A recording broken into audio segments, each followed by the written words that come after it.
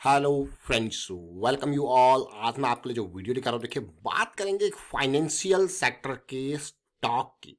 बड़ा profit making company है भाई। जरा देखते हैं कितने करोड़ का प्रॉफिट छाप रही है ये कंपनी। रेवेन्यू देखेंगे, प्रॉफिटेबिलिटी देखेंगे और डिटेल में समझने की कोशिश करेंगे इस स्टॉक को, इसके प्राइस सेक्शन को समझने की कोशिश करेंगे। लेकिन आगे बढ़ने से पहले मैं आपको बता दूं, अगर आपने अब तक चैनल को सब्सक्राइब नहीं किया तो जल्दी से सब्सक्राइब कर लें, बेल आइकन को प्रेस कर लें, जिससे आपको नोटिफिकेशन आती रहेगी। और प्राइस सेक्शन सीखने के लिए आप ज्वाइन कर सकते हो मेंबरशिप ज्वाइन बटन पर क्लिक करके। और प्राइस सेक्शन की सीरीज आपके लिए बहुत इंपॉर्टेंट है। और दूसरा एक और इम्पॉर्टेंट बात, देखिए सोशल मीडिया पे आप देखते होंगे बहुत सारे स्कैम्स चलते रहते हैं। अलग अलग तरीके से लोगों को लुभाने की कोशिश होती है कि भी अलग अलग तरीके से, मैं कहूँगा किसी तरीके से, चाहे वो बड़े बड़े प्रॉफिट्स दिखा के एंड ऑल हो। लेकिन ज़रा ध्यान से, ज़रा समझ से, इसीलिए हमेशा लर्निंग को प्रायोरिटी पे रखना है। जैसे आप चीज़ों को सीखोगे, उन सारी चीज़ों से, वो टिप्स, वो रिकमेंडेशन, उनसे आप दूर भागते रहोगे, क्योंकि आपको अपनी डिसीजन मेकिंग पे विश्वास होने लगेगा। और इसीलिए प्रैक्टिस बहुत इंपॉर्टेंट है। तो जैसे वीकेंड पे आपके पास टाइम मिलता है तो वीकेंड पे practice, month and, day and, ये रेगुलर प्रैक्टिस ही आपको बिल्कुल डिसीजन मेकिंग में स्ट्रेंथ देगी, स्ट्रांग बनाएगी और आपको इन टिप्स या रिकमेंडेशन, इन स्कैम से दूर रखेगी। तो चलिए समझते हैं। आज जिस स्टॉक का एग्जांपल ले रहे हैं, और सबसे पहले एग्जांपल, जैसे मैंने आपको कहा, बड़ा प्रॉफिट छापने वाली कंपनी है। जरा देखिए, ये है जीएम फाइनेंशियल लिमिटेड। अब जीएम फाइनेंशियल लिमिटेड अगर आप देखो तो किसी टाइम पे 800 करोड़, 1000 करोड़, 1200 करोड़ का रेवेन्यू करती थी। आज की डेट में ये 3000, 4000 करोड़ के पास का रेवेन्यू करती है। लेकिन इसके ठीक रेवेन्यू के साइड में अगर आप प्रॉफिटेबिलिटी दे देखिएगा तो 700, 800, 900, 600 करोड़ के आसपास का इसका कंपनी प्रॉफिट भी बना के देती है। जेम फाइनेंशियल अलग अलग तरीके के काम है। फाइनेंसिंग का काम है, प्राइवेट इक्विटी फंड्स को मैनेज करना है, चाहे डिस्ट्रेस्ड एसेट्स, लैंडिंग, मॉर्टगेज, बहुत सारे एसेट मैनेजमेंट, ये सारा काम इसका है। एक डाइवर्सिफाइड सर्विसेज फाइनेंशियल सेक्टर में ये प्रोवाइड करती है। 8,000 करोड़ के आसपास का मार्केट कैपिटलाइजेशन। प्राइस देखोगे मात्र 88-90 के आसपास का। लेकिन ये स्टॉक, जैसा मैंने आपको कहा कि कभी भी कोई स्टॉक हम आपके लिए लेके आते हैं तो उसका एक रीजन होता है। और वो रीजन होता है उस स्टॉक का किसी तरीके का बेस फॉर्मेशन, वीकली पे, डेली पे, साइकिल फॉर्मेशन, ये इंपॉर्टेंट पार्ट होता है। तो ये स्टॉक इसी तरीके की चीजें हमें दिखा रहा था। लेकिन उससे पहले एक बहुत इंपॉर्टेंट चीज जो इस स्टॉक में हमें पहले भी देखने को मिली है, जरा उसको देखिए। ये लेवल देखिए, वीकली पे एक रेंज बनती है और एक, मैं कहूँगा, प्राइस का रेंज ब्रेक होता है। ये है ऑलमोस्ट 45 का लेवल। ये 2016 का है, ये आज का नहीं, 2016 का है। बढ़िया रैली, फिर से करेक्शन। और अगर आप ओवरऑल देखोगे तो बेहतरीन रैली आपको देखने को मिली। वीकली की पिछली साइकिल अगर आप देखोगे, ये जो साइकिल नहीं है, ये तो बाद में डेली की साइकिल के हिसाब से आप देखोगे, ये बेहतरीन रैली, करेक्शन, रैली। लेकिन अगर आप देखो 2019-20 में ये स्टॉक, उसके बाद कोई रैली यहाँ पे बड़ी देखने को नहीं मिली है।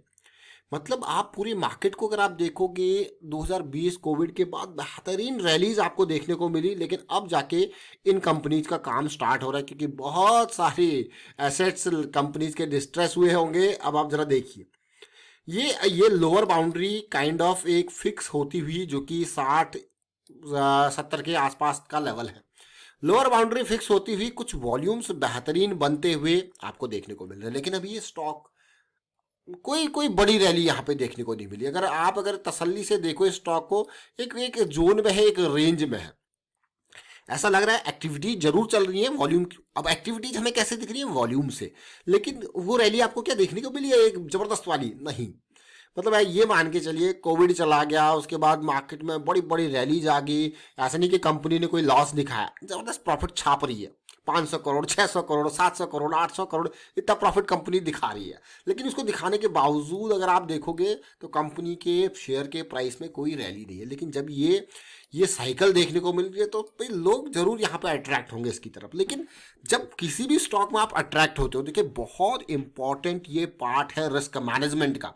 इसीलिए देखिए रिटेल निवेशक, रिस्क मैनेजमेंट, जब भी मैं कहता हूँ कि भाई ये स्टॉक मार्केट नहीं, ये जिंदगी के लिए, ये हर प्रोजेक्ट के लिए, हर आपके उस इन्वेस्टमेंट के लिए, हर आपके उस काम के लिए, आप एक एंगल से, आप कितने परसेंट भी पॉजिटिव क्यों ना हो जाओ, लेकिन एक एंगल उस रिस्क मैनेजमेंट की तरफ जरूर रखना है कि अगर ऐसा हो तो क्या। जैसे मान लो कोई आप इवेंट कर रहे हो ओपन में, और आपको दिखता है कि यार ये जो मेरा सीजन है यहाँ पे बारिश हो सकती है, तो आपको वो बारिश के हिसाब से भी सोचना है कि अगर बारिश हो जाए तो क्या 1%, वो 0.00001% भी अगर देयर इज अ प्रोबेबिलिटी कि बारिश हो जाए क्या, तब आप थोड़ा सा उस एंगल से सीखते हो, उस एंगल को देखते हो, तभी तो आप आगे उसकी प्लानिंग कर पाते हो, है ना।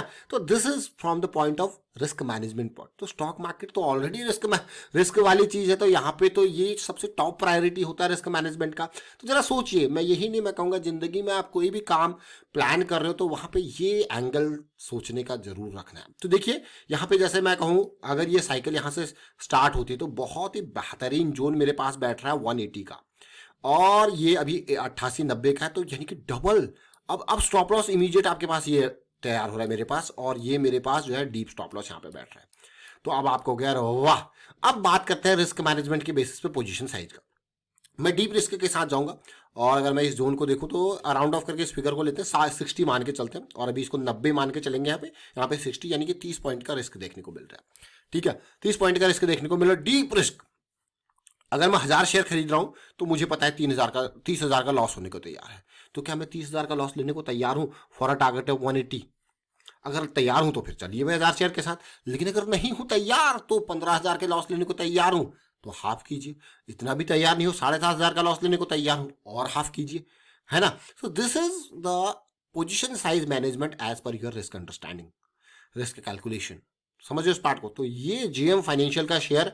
अब मैं आपको दिखाते हैं इसका डेली चार्ट।